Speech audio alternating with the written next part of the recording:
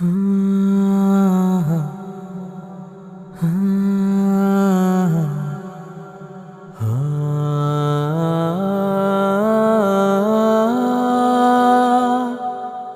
এই গল্পটি একটু অন্যরকম। এটি ছন্দ হারিয়ে ছন্দে ফেরা এক প্রত্যয় মানুষের গল্প।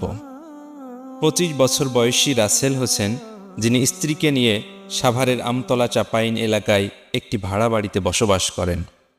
একসময় তিনি ছিলেন দক্ষ টাইলস মিস্ত্রি, কিন্তু 2016 সালে তার জীবনে ঘটে যায় এক ভয়াবহ দুর্ঘটনা। একটি দুর্ঘটনা তার জীবন সম্পূর্ণ পাল্টে দেয়। এক নিমিষেই তিনি হারিয়ে ফেলেন চলার সক্ষমতা।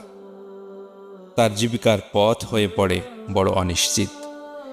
এরপর আর তার পক্ষে টাইলসের কাজ করা সম্ভব ছিল না, যার ফলে থমকে যায় তার সংসারের চাকা। অর্থের অভাবে তিনি নিতে পারেননি সঠিক চিকিৎসাও।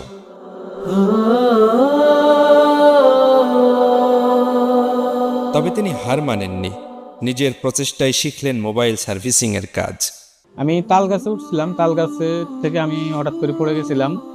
পড়ে যাওয়ার পরে আমার মেরুদণ্ডতে আঘাত পাই, যেটাকে স্পাইনাল কর্ড ইনজুরি বলে। তারপর থেকে আসলে আমি হাঁটাচলা করতে পারি না। আমার বাবার আসলে যতটুকু জায়গা জমি ছিল ওগুলো আসলে বিক্রি করে দিয়েছিল আমার চিকিৎসার জন্য, এবং আত্মীয় স্বজন বন্ধু বান্ধব যারা ছিল তারা আসলে সম্পর্ক ত্যাগ করে ফেলছে। তো আমি মোবাইল সার্ভিসিং এর নিয়েছি, যেহেতু আমার হাতটা ভালো আছে। পরে দোকানের মালিককেও একটু দয়াবান ছিল আসলে, সত্যি বলতে। তাকে আমি বললাম যে দোকানটা আমি দিতে চাই, খালি ছিল দেখে। তো উনি বললো যে অ্যাডভান্স 50,000, ভাড়া 2,000 টাকা। আমি বলছি আসলে আমার কাছে 50,000 টাকা নাই, 20,000 টাকা আছে। আমি আপনাকে এর বেশি দিতে পারবো না, যদি দোকানটা দেন তাহলে আমি খুব উপকৃত হব। তো উনি সাথে সাথে রাজি হয়ে গেছে, আমাকে দোকানটা দিছে। খুললেন একটি ছোট্ট দোকান। দোকান নিয়ে আশায় বুক বাঁধলেও মূলধনের অভাবে বারবার ব্যর্থ হচ্ছিলেন রাসেল হোসেন। প্রয়োজনীয় পুঁজির অভাবে দোকানের মালামাল কিনতে পারছিলেন না তিনি।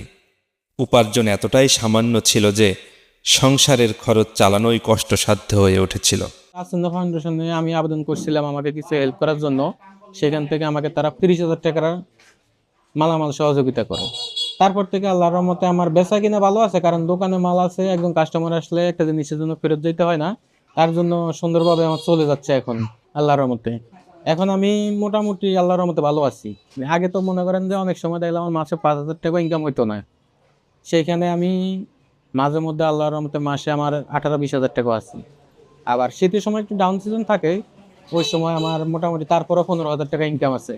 এখন তার দোকান বেশ ভালোভাবেই চলছে।